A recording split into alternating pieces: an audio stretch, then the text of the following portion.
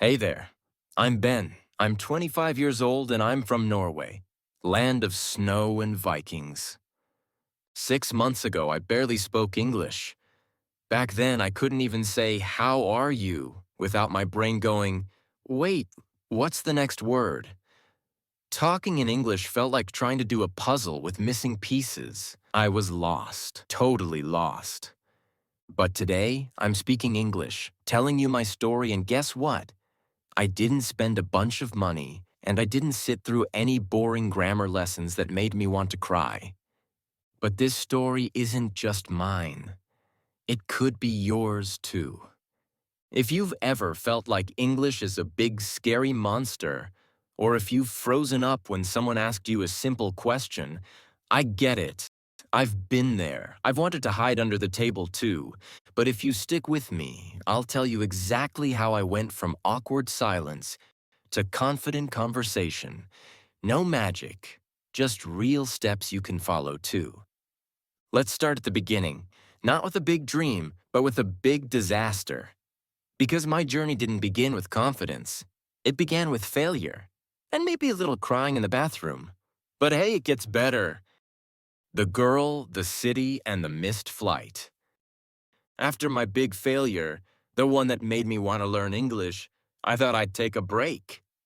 So I booked a trip to New York City. Yes, that New York, the one from movies with the yellow taxis, giant pizza slices, and a billion rats.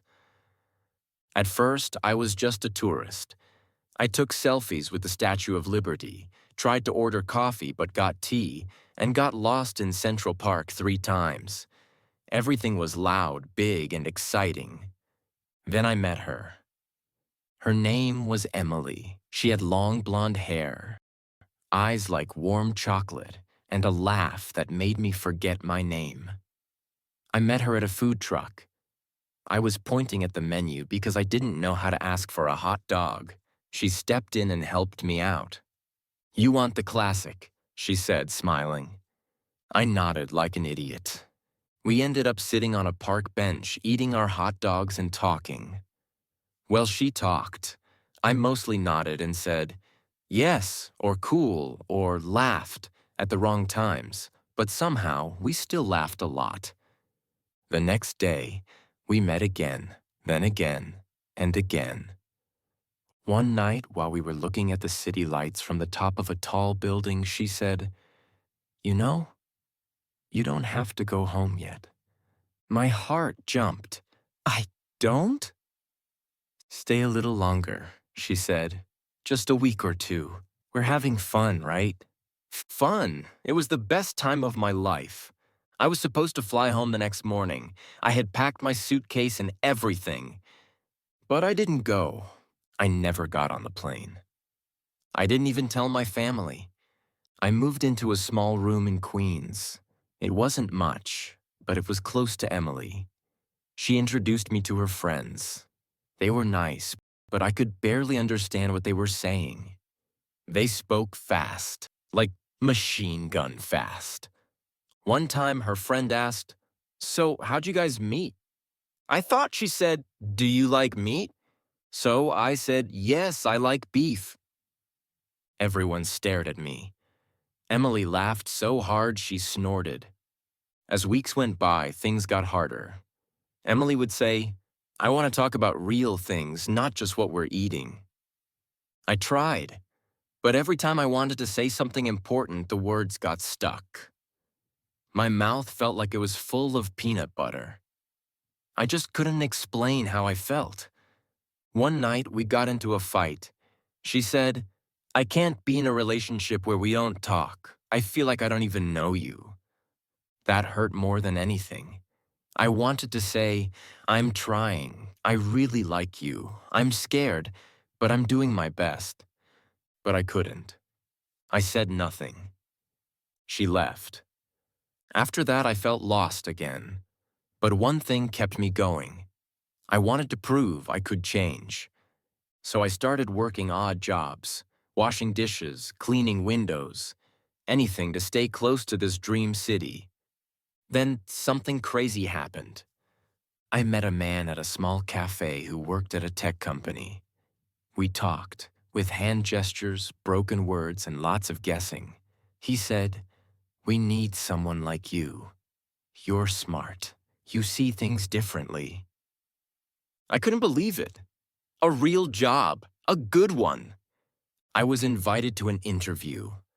I wore my best shirt, combed my hair, and even practiced English words in front of the mirror. But during the interview, I panicked.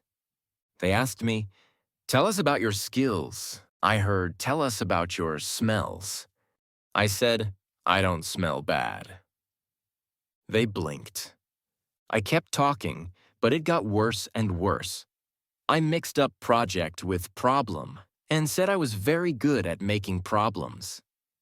At the end, the boss looked at me kindly and said, "You're great, you really are. But we need someone who can communicate better. Come back when your English is stronger. We'll have a spot for you." I didn't get the job, and not because I wasn't smart enough, not because I wasn't ready to work hard. I didn't get the job because I couldn't speak English. That hurt more than I expected. I had the skills, I had the passion, but none of that mattered because I didn't have the words. That day, I finally understood something big. English wasn't just a language. It was a door, and behind that door was my dream. But I didn't have the key. I walked home feeling like a balloon with no air, ashamed, embarrassed, angry at myself. For so many years, I had told myself, English doesn't matter. I'll just work harder. I'll let my skills speak for me. But the truth slapped me in the face. Without English, no one could hear me. I wasn't just quiet. I was invisible. That night, I sat on the edge of my bed, staring at the wall. I could have given up. I could have packed my bags and said, maybe next time. But I didn't. I made a promise to myself. No more waiting, no more hiding. I would learn English, and I would learn it fast. No excuses, no more someday. The journey had to start right now.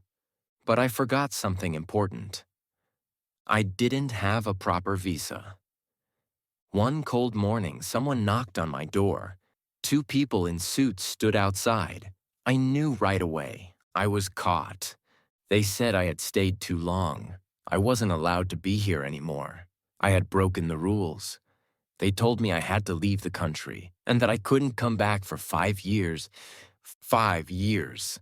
I felt terrible the whole plane ride back to Norway. Not because I was going home, but because I felt like I had failed everything. Love, life, and language. But what I didn't know then was that this was the real beginning of my story. To be continued. Don't miss the exciting conclusion to this story. Subscribe for part 2.